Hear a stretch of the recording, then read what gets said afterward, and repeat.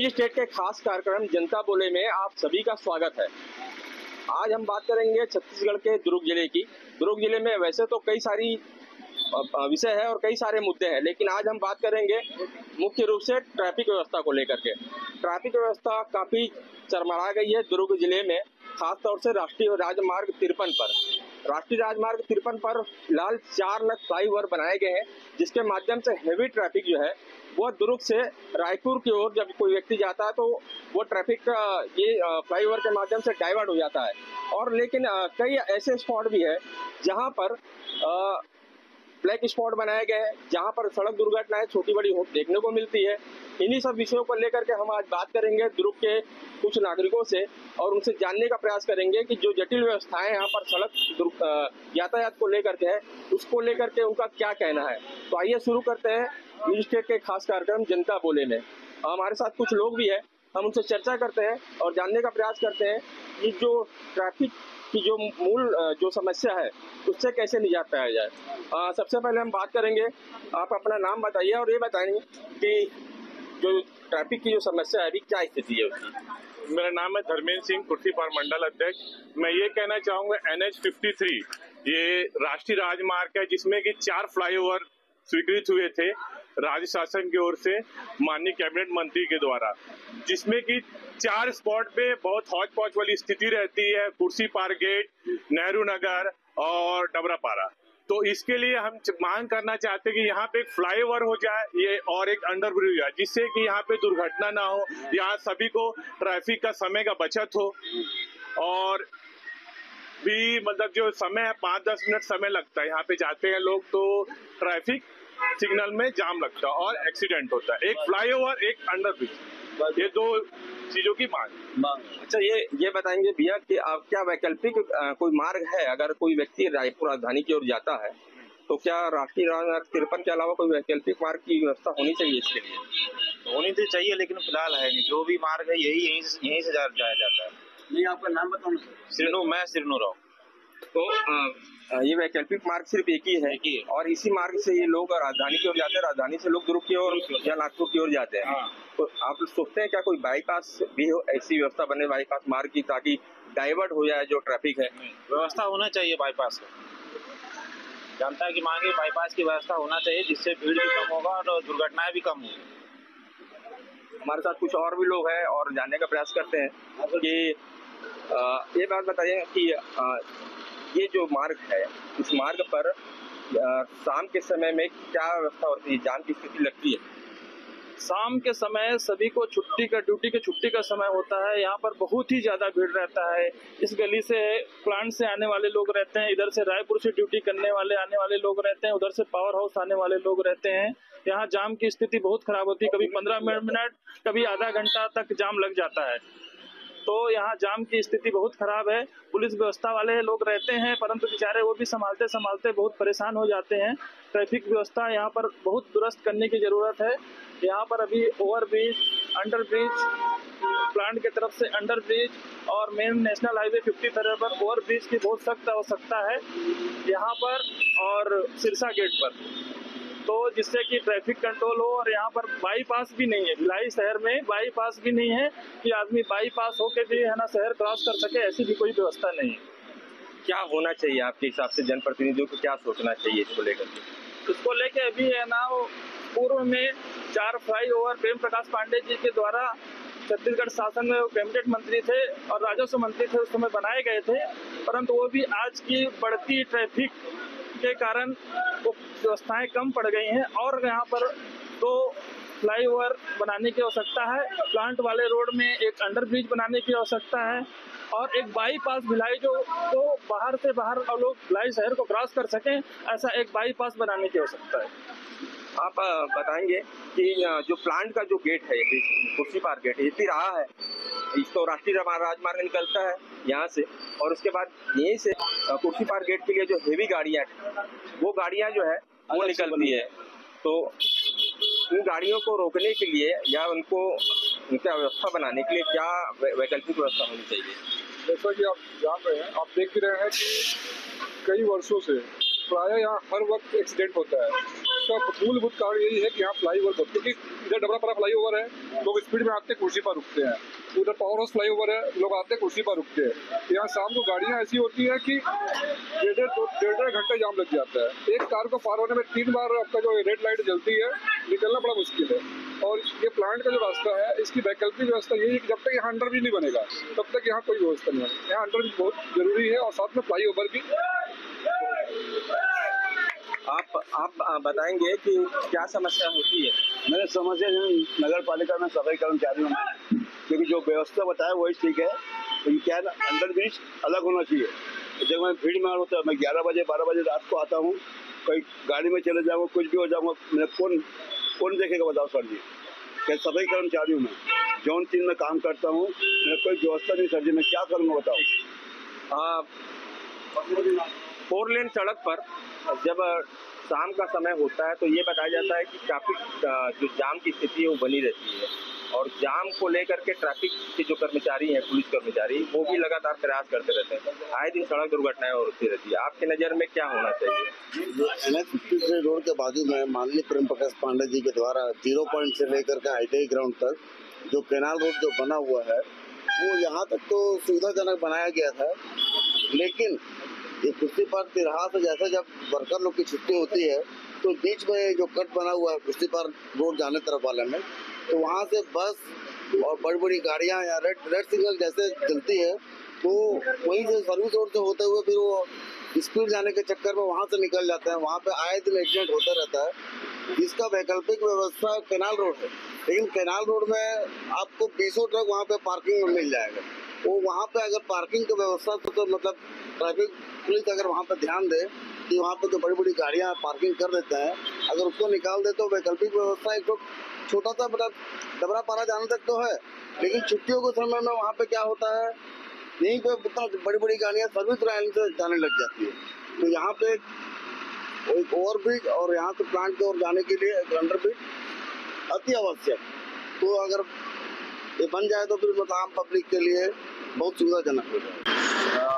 राष्ट्रीय राजमार्ग 53 पर सड़क की जटिल सड़क यातायात व्यवस्था की क्या और समस्या है, इसको लेकर के हम और लोगों से भी बात करते हैं। आप बताएंगे कि जो हाईवे पर जो जाम की स्थिति रहती है, उसमें लोगों को किस तरीके से परेशानी होती है? देखिए, जाम लगेगा तो समस्याएं उत्पन्न होगी, और यहाँ पर जाम लगने का मुख्य कारण है संयंत्र। इस संयंत्र में जो वाहनें आती है बाहर से, और वो जब यहाँ से आगे निकलती है ट्रांसपोर्ट नगर की और या फिर अपने गंतव्य स्थान पर जाते हैं, तो यहाँ ये कुर्सी पार का यही तिराहा है जो सबसे ज़्यादा प्रभावित होता है, क्योंकि ये कई प्रदेशों को ये जोड़ता है, क्योंकि इस्पात संयंत्र है तो बाहर की गाड़ियाँ भी आती है, और सबसे ज़्यादा प्रभावित कुर्सी पार का ये हिस्सा होता है।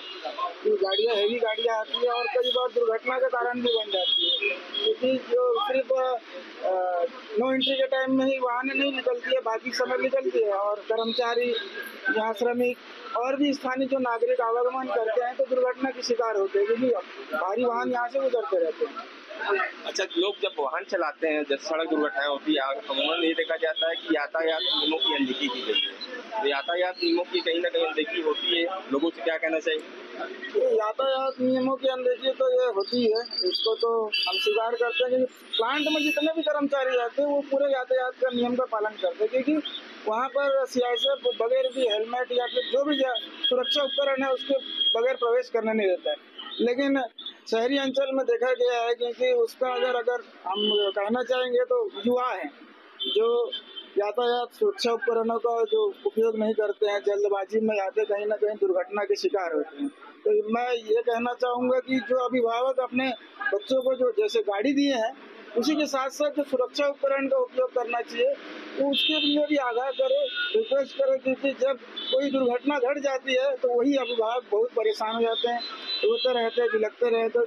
तो पहले से अगर हम सचेत हो जाएं, अपने बच्चों को गाइड करेंगे तो शायद दुर्घटनाओं पर अंकुश लगेगा। नेहरू नगर से लेकर के टाटीबंद तक राष्ट्रीय राजमार्ग में 28 किलोमीटर का जो पूरा पेच है, इससे 4 लेन निकलता है, 4 नग फ्लाईओवर बने हुए हैं। किन किन जगहों पर सड़क दुर्घटनाएं होती है और कहाँ कहाँ जाम लगा होता है, आप बताइए? मेरे हिसाब से सबसे ज़्यादा कुर्सी पार गेट में ही होता है एक्सीडेंट, यहाँ पे भी जब से फ्लाईओवर आधा कंप्लीट हुआ है और आधा टूटा हुआ है, तब से जो है भीड़ की समस्या बहुत बढ़ गई है। मतलब यहाँ पे ऐसा है कि सुबह 8 बजे से लेकर रात के 12 बजे तक भीड़ लगा हुआ है। आए दिन कोई ना कोई गिर रहा है, कोई ना कोई गाड़ी के नीचे आ रहा है। रोज यहाँ पे आए दिन रात में थोड़ा झंझट गाड़ी को लेकर, जाम को लेकर लगा रहता है, जिसकी वजह से यहाँ पे फ्लाईओवर की बहुत जरूरत है और सरकार को इसकी तरफ ध्यान देना चाहिए। सिरसा गेट में भी ऐसी स्थिति दिखती है, देखने को मिलती है क्या? वहाँ पे भी वैसी स्थिति है जाम की। सिरसा गेट में सेम वही स्थिति है, क्योंकि वहीं पे आगे जाके उतर रहा है तो उसके बाद वहाँ पे फिर वैसी भीड़ लग रहा है जैसा फिर कुर्सी पार्क गेट में लग रहा है। तो ये सिर्फ 28 किलोमीटर के पेज में सिर्फ ये 2 एरिया ऐसे हैं जहाँ पे जाम लगता है कि और भी कई जगह है? ये 2 एरिया ऐसा है ज्यादा जाम है। उसमें सबसे ज्यादा जाम बोला जाए तो कुर्सी पार्क गेट है। कुर्सी पार्क गेट में ज्यादा जाम लगता है और सिरसा गेट में। तो कुर्सी पार्क जो गेट है उसका जो जाम लगता है उसका प्रमुख कारण क्या है? प्रमुख कारण यहाँ के संयंत्र है, जैसे पूर्व में भी मैंने बताया है, संयंत्र का बहुत बड़ा कारण है। देखिए यहाँ पे सबसे ज़्यादा क्या है, 3 शिफ्टों में ड्यूटियाँ लोग जाते हैं। एक मॉर्निंग में हो गया, एक दोपहर में हो गया, एक रात्रि में। तो ये एक ही मार्ग है, इस गेट वाले सिर्फ इसी गेट से, कुर्सी वाले लगभग इसी गेट से जाते हैं। तो इसका समाधान सिर्फ एक है, सिर्फ फ्लाईओवर बोलने से नहीं होगा, आपको वाई से फ्लाईओवर बनाना पड़ेगा। देखिए आप जो नेशनल हाईवे से जो रायपुर की तरफ जो बढ़ने वाले हैं, सीधे ऊपर ऊपर निकल जाए और एक वाई शेप में यहाँ पर जुड़े, जो प्लांट के अंदर सीधा ब्रिज जाए, और एक अंडर ब्रिज, क्योंकि देखिए वाहन और कर्मचारी दोनों एक ही मार्ग से नहीं भेजा जा सकता, क्योंकि हादसा हो सकता है। क्योंकि इसके लिए जैसे यहाँ के सैनिक के जो कर्मचारी हैं वो अंडर ब्रिज से अपने कार्यस्थल पे पहुँच जाएंगे और मालवाहक वाहन ऊपर ही ऊपर वहाँ पे चल जाएंगे। तो इसलिए यहाँ पे वाई से ब्रिज और इसकी आवश्यकता है। और यहाँ पे जो जाम स्थिति जो बनती है, कभी कभी ऐसी स्थिति है, सर्विस रोड में यहाँ पे बचा नहीं है। आप दोनों तरफ कोई भी सर्विस रोड बचा नहीं है, आप सर्विस रोड बोल ही नहीं सकते। आप उधर देखेंगे 2 मिनट सिग्नल लगेगा तो वहाँ से सर्विस रोड में गाड़ी आने लग जाती है। यहाँ सिग्नल लगेगा सर्विस रोड में, अगर मान लीजिए हमको यहाँ पे हॉस्पिटल जाना है या निगम जाना है तो हमको कुर्सी वहाँ पे डबरापारा चौक से मुड़ के जाना पड़ता है। तो मेरे ख्याल से दुर्ग से लेकर रायपुर में सबसे बड़ी समस्या जो ट्रैफिक की जो समस्या जो जहाँ कुर्सी पर गेट में है वो कहीं नहीं, और इसको चाह के भी कोई अनदेखा नहीं कर सकता, क्योंकि ये समस्या इतनी बड़ी हो चुकी है, इसको अनदेखा किया ही नहीं जाता। इसका एक ही समाधान है, आप फ्लाईओवर बनाइए, और वो भी वाई से फ्लाईओवर बनाइए और एक अंडरब्रिज बनाइए, ताकि कर्मचारी जो प्लांट के अंदर जाते हैं वो भी सुरक्षित ढंग से पहुंच जाए, और जो मालवाहक वाहन है जो प्लांट के अंदर से लोडिंग अनलोडिंग करते हैं वो भी अपने निर्धारित रास्ते से वहाँ पे पहुँच जाए।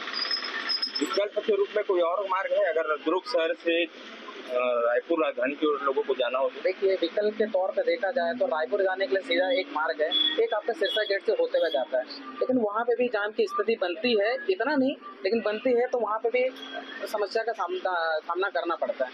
अगर वहाँ पे भी अगर फ्लाईओवर अगर बन जाए तो अगर मान लो रायपुर जाने के लिए महादेव घाट के लिए जो वैकल्पिक मार्ग है तो सिरसा गेट के अंदर से आप जा सकते हैं।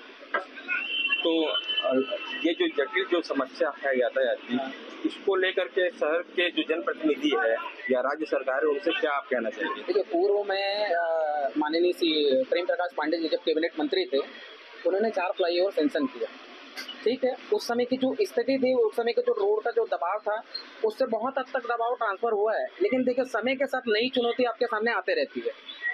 लेकिन ये जो मेरे को जैसा लगता है 4 की जगह 5 होना चाहिए था। पहले ये बातें हुई थी कि यहाँ पे भी एक फ्लाईओवर होगा, तो फ्लाईओवर होने से अगर हो जाता तो आपका मान लीजिए 70% दबाव कम हो जाता, जो जनरली यहाँ के जो लोग हैं आना जाना फ्लाईओवर से कर लेते हैं, या फिर जिसको रायपुर जाना है, जिसको दुर्ग जाना है, फिर भी एक समस्या बचती जो प्लांट के अंदर जाने वाले लोगों के लिए। कुछ और लोग भी हमारे साथ में हैं, आप बताएंगे कि पावर ऑफ फ्लाईओवर के पास में पावर ऑफ चौक में फ्लाईओवर बना हुआ है जो मेन गेट को भी जोड़ता है और राष्ट्रीय राजमार्ग को भी इस तरफ से जोड़ता है।